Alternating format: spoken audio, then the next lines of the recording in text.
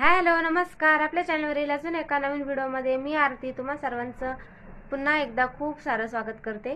तर बघा, तब्येत पण आज काय ठीक नाही आहे जास्त, आणि तर चेहरा दिसतच असेल की म्हणजे तब्येत थोडीशी ठीकच नाही.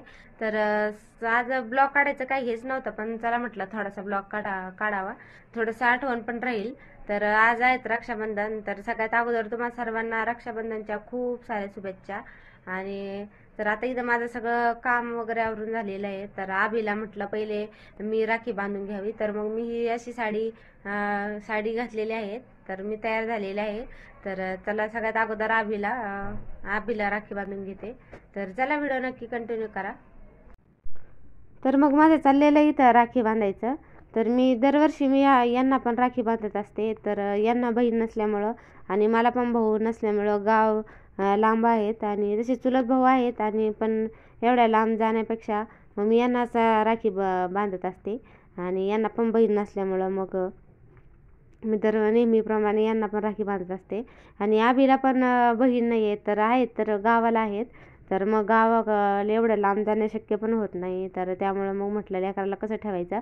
आणि इथल्या आहे तर त्या का आल्या नव्हत्या, तर त्या संध्याकाळीच येत असत्या. तर म्हटलं तोपर्यंत दिवसभर लेकराला कसं ठेवायचं, कारण की सगळ्या पोरांच्या हातामध्ये राख्या बघितल्या की तो पण म्हणू लागला मम्मा मला राखी, मम्मा मला राखी. म्हणून मग मी पण त्याला घेतली बांधून राखी.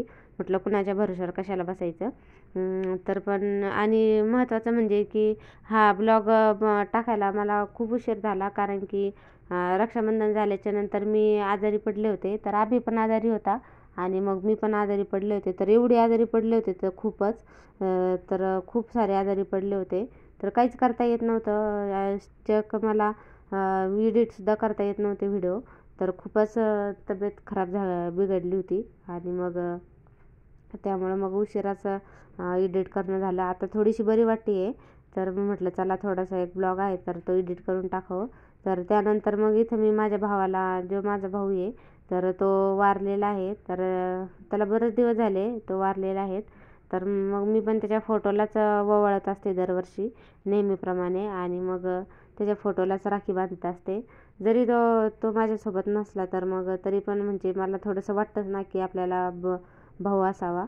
तर तर थोडंसं एवढं पण काय वाटत नाही, कारण की आता देवाने मला एवढं छान आभी दिला आहे. तर त्यामुळं थोडंसं मन हे होतं. पण तरी पण मग मी नेहमीप्रमाणेच अशी फोटोलाच ओवाळून राखी बांधत असते. आणि आभी बघा मस्त घेऊन बसलेला होता. तर त्यानंतर मग संध्याकाळी तर ज्या मी सांगितलं मगाशी ज्या यांच्या आभीच्या बहिणी त्या राहतात तर इथं शेजारी, तर त्या आलेल्या राखी बांधायला. तर उशिरा आल्या होत्या, त्या रात्री झाली होती. आणि नेमकं त्या आल्या आणि लाईट गेली, आणि मग त्यामुळे इथं मी बॅटरी लावूनच मग व्हिडिओ काढत होते. तर मग त्यांना कॅमेरा धरून त्यांना सांगत होते असं करायचं तसं करायचं, कारण की बारकी असल्यामुळं त्यांना काही समजत नव्हतं की म्हणजे कसं करायचं कसं नाही. आता प्रत्येक वर्षी ओवाळतेच, आणि त्यामुळं आणि आभी पण खूप म्हणजे भरपूर खुश झाला होता, कारण की शेवटी बहिणी आल्यात असं त्याला पण आनंदी झाला होता नाही का. आणि त्याच्या चेहऱ्यावरून दिसत असेल किती खुश दिसत आहे. तर अशा पद्धतीने मस्तपैकी मग तिने दोघांना पण ओवाळून घेतलं, आणि दोघी पण मस्त अशा बसलेल्या होत्या. आणि आभी तर खूपच खुश होतो. तर त्यानंतर मग त्यांनी तिथं चाललं त्यांचं सेलिब्रेशन.